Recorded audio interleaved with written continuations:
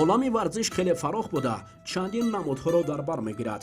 яке аз намудҳои варзиш ин бодибилдинг ё ба ислоҳи забони тоҷикӣ бадансозист.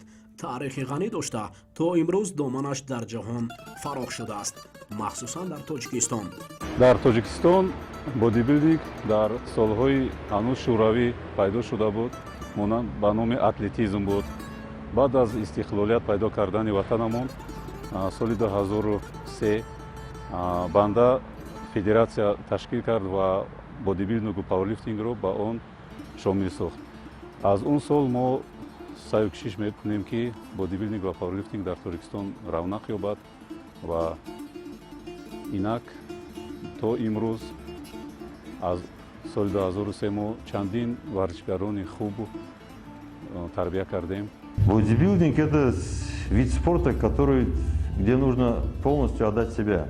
Я думаю, как и в любом другом виде спорта, но здесь у нас есть нюансы свои. То есть здесь не только надо работать, отдавать, но здесь и следить надо, в основном следить за питанием.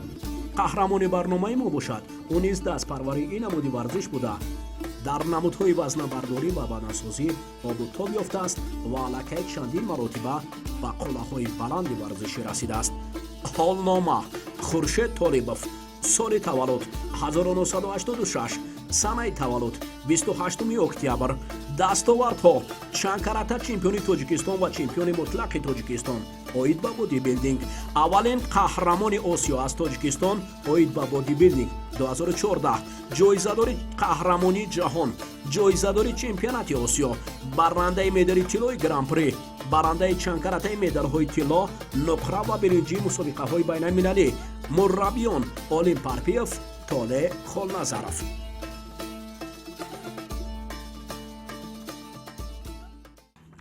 хуршед аз овони кӯдакӣ ба навъҳои гуногуни варзиш шавқу рағбат дошт. ин авраси кунҷков ҳунарашро дар намудҳои гӯштин, варзиши сабук, шиноварӣ ва ҳатто теквандо ВТФ намоиш додааст. навҷавони соҳибистеъдод тавонист дар намуди теквандо ВТФ ки намуди олимпист соҳиби камарбанди сурх шавад. пеш Хуршед теквандои ВТФ-ам машқ мекард.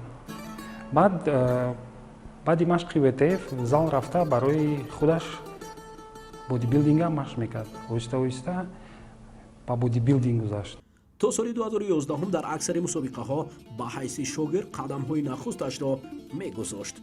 соли 2011 ба хулосае омад ки ба таври касбӣ дар намудҳои бадансозӣ ва вазнабардорӣ баромад намояд. худи ҳамон сол Хуршед Толибов дар вазни худ чемпион шуд ва ҳамчунин ба унвони чемпиони мутлақ ноил гардид. аз ҷониби ширкати Талко ҳамон солҳо мусобиқаи ҷумҳуриявӣ барои ба даст овардани ҷоми Талко барпо мешуд. дар ин мусобиқа низ ҳам дар вазни худ ва ҳам дар вазни мутлақ ба пояи қаҳрамонӣ расид. 2011 ҷоми Талко, чемпиони мутлақи ҷоми Талко шуд. ин аллакай дараҷае шуд барои баромадани ин навҷавон ба ҷодаи байналмилалӣ. хуршед аввалин бор соли 2011 ба Малайзия барои ширкат дар чемпионати ҷаҳон сафар баргардид. ҳарчанд ин гомҳои аввалаш буд, аммо ӯ ба даҳгонаи беҳтаринҳо шомил гардида дар зинаи ҳаштум дар вазни 65 кило қарор гирифт. соли пас ба Гуанчжоуи Чин рафт. онҷо ӯ мақоми чаҳорумро ишғол намуд. ӯро доимо устодонаш ҳамроҳӣ мекарданд, махсусан Олим Парпиев, мурраббии Хуршед Толибов аст ки доимо дар паҳлӯи ӯ аст. онҳо дар якҷоягӣ барои омода шудан баҳри мухталиф мусобиқаҳои дохилию байналмилалӣ машқварзӣ мекунанду мекарданд. Он был учеником Фирдавса Дустова, это тоже мой ученик. Он пришел ко мне, пришел на соревнования сразу. Мы когда делали кубок Ригари, чемпионат, был тогда кубок у нас Ригара по бодибилдингу. И первый раз он стал выступать. После этих соревнований он там стал абсолютным чемпионом. Вот. После этого он ко мне пришел, и мы серьезно стали с ним заниматься. Вот. С 2011 года. кори Хуршед дар Толор барои мурраббӣ 100% фаҳмост. олим анқариб садҳо шогирдонро дар намудҳои вазнабардорӣ ва бодибилдинг дар Тоҷикистон ба воя расонидааст, аммо кори Хуршед ва дастовардҳои ӯро касе такрор накардааст. Он всегда был скромным парнем, таким застенчивым, можно сказать. Ну, с работающим. От таких ребят и можно ожидать результата, которые много не говорят, а просто работают, и в итоге получается результат. Вот. Который до сих пор не сломался, можно так сказать. Который вот сейчас, если взять его, сказать, надо пахать, он будет пахать и выступать. моҳи августи соли 2014 шаҳри Макаои ҷумҳурии халқи чин 48-умин чемпионати осиё оид ба бодибилдинг намояндагони си кишвари осиё барои ба даст овардани унвони қаҳрамони осиё миёни ҳам рақобатро оғоз карданд. Тоҷикистонро варзишгари умедбахш Хуршед Толебов намояндагӣ мекард. Хуршед дар ин мусобиқа тавонист ба мақоми чемпионӣ расад. Самое главное достижение это наше, то, что он стал чемпионом Азии. Первый таджикский спортсмен по бодибилдингу, который завоевал именно медаль чемпионата Азии по бодибилдингу. В истории Таджикистана такого не было.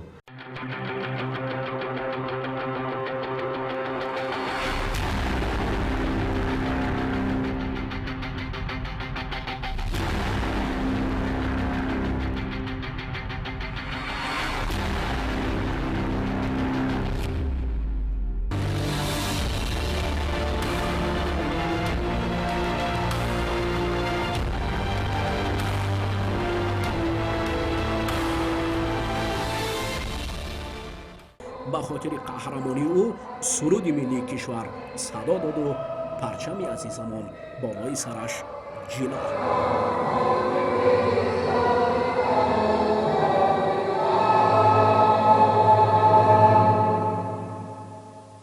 хуршед аспарвари даврони соҳиби истиқлолии кишвар аст. маҳз яке аз меваҳои пурсамари ин даврон медали тиллои осиёи хуршед ба ҳисоб меравад. Стать чемпионом это не просто так. Это надо подвести свое тело так, чтобы ты был лучше всех. Если он стал чемпионом Азии, значит там среди, сколько там, 30 с чем-то государств было. 30 спортсменов в весовой категории, значит он стал лучшим. Значит он правильно, мы с ним подошли, правильно рассчитали каждую калорию. И вот в итоге получилось то, что у него тело стало лучшим. дар осиё дӯстдорони бодибилдинг садҳо ҳазоранд. давлатҳои араб, давлатҳои осиё ва мусобиқа унҷо бисёр мушкил аст ки дар унҷо фикр мекунам сатҳи ҷаҳонӣ ҳам дорад.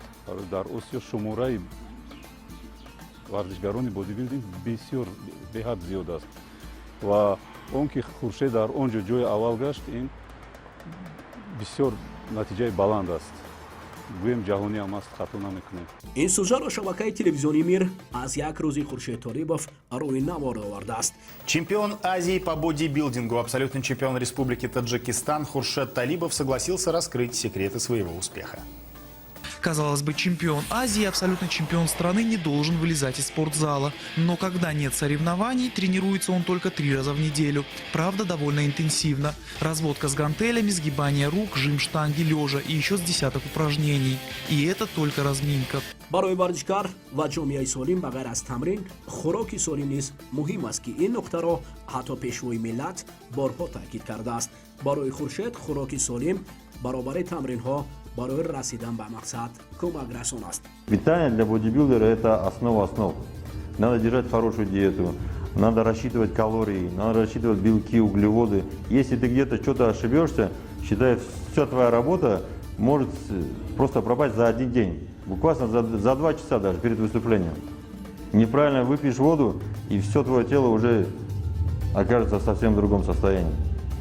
Поэтому здесь больше математика, ум и правильные тренировки.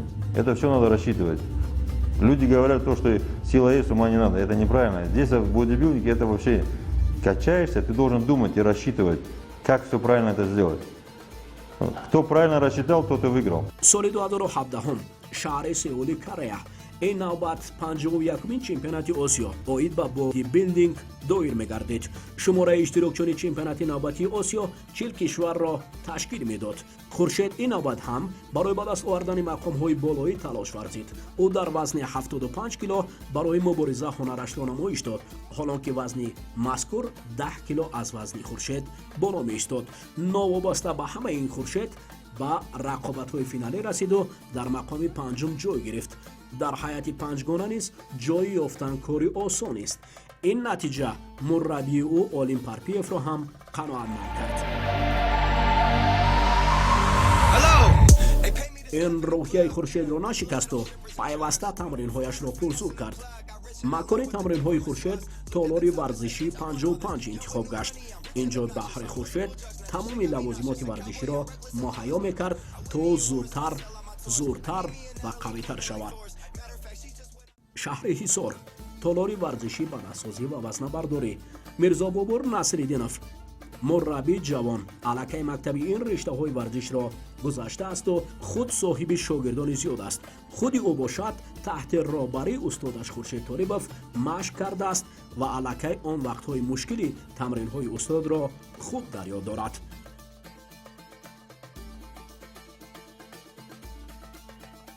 мо бо Хуршед Толибов соли 2009 дар як такхонае ки дар он ҷо тамрин мекард, мо ҳамон вақт хурдсол будем, тақрибан 19-20 сола будем, ҳамроҳи рафиқонамон рафтем. Ва рафтем дар он ҷо Хуршед Толибовро дидем ки дар он ҷо тамрин дошт. Ва мо тамрини устодро дидему ҳавасманд шудем ва хостем ки мо низ тамрин кунему ба мисли Хуршед Толибов шавем, ки он вақт Хуршед Толибов дар ягон майдон баромад намекард. вайро чхел ки ҳозир дар тамоми мусобиқаҳо иштирок мекунад, ҳама мешиносад, хел набуд. Вай фақат барои худ тамрин мекард Хуршед Толибов. дар навори мазкур истиқболи Хуршед дар фурудгоҳи байналмилалии шаҳри Душанбе аз мусобиқаи байналмилалии гран-при оид ба бодибилдинг аст ки пешкашатон мегардад.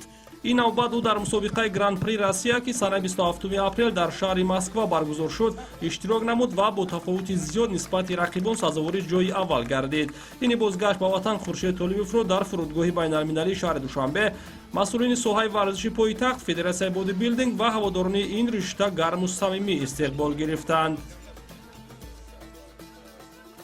дар ду категория ман даромад кардам. дар он ҷо ман дар ҳар ду ин намуди вазнҳо хушбахтона чемпион шудам, ҷои аввалро сазовор шудам. дар ин мусобиқа 30 давлат, зиёда аз 30 давлати дунё дар он ҷо иштирок мекарданд, чи аз Аврупо, чи аз дигар минтақаҳои дунё иштирок мекардам ва дар ин ҷо ман хушбахтона чемпион шудам ва парчами Тоҷикистонро бардоштам. ва айни ҳол шукронаи ин истиқлолият мекунем ки дар тамоми гӯшаи кишвари мо толории варзишӣ аст ва озодона тамоми ҷавонони мо рафта ба варзиш машғул мешаванд ва ҳамчунин мо ибрат мешавем ба насли ҷавонон ки мисол парчамбардори давлат шуда аз роҳҳои бад мегарданд, ба роҳҳои дуруст мераванд ва парчами давлатро бардошта ба сари баланд обрӯи миллат, обрӯи падару модар, обрӯи ватан мешаванд. шаҳри Ванкувери, Канада. дар оғӯши ин шаҳри дилрабо миёни дигар шаҳрвандони хориҷӣ Хуршед аз ҷумҳурии Тоҷикистон низ анқариб солест кору фаъолият мекунад. охирон бор дар мусобиқаи байналмилалие ки дар ин ҷо баргузор шуд, Хуршед фаъолона ширкат варзиду барои сайқали ҳунараш ин ҷойро ихтиёр кард. толоре тамрин мекунад, пайваста меҳру муҳаббаташ барои ватан ва баланд бардоштани муқаддасоти кишвар аст. бо сабаби давраи пандемия ӯ ҳоло дар фазои кушода тамринҳояшро иҷро мекунад.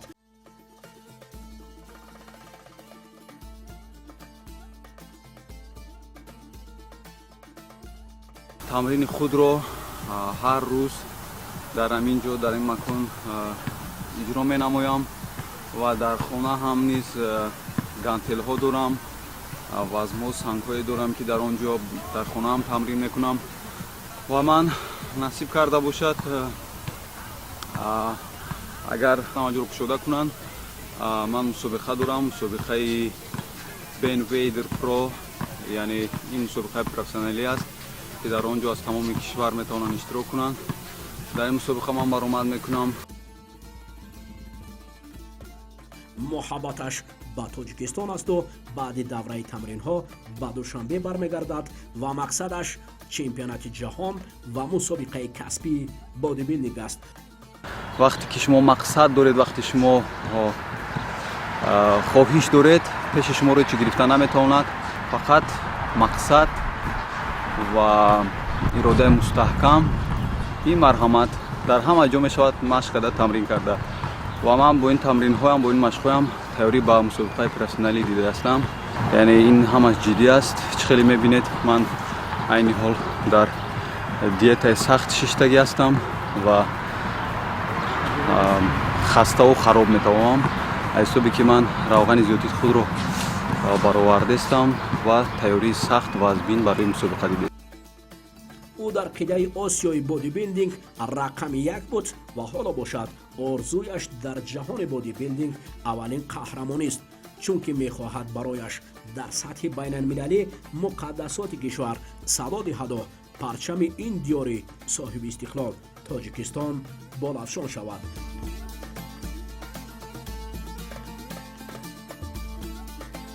мо низ дар ин роҳ барояш зафар таманно дорем.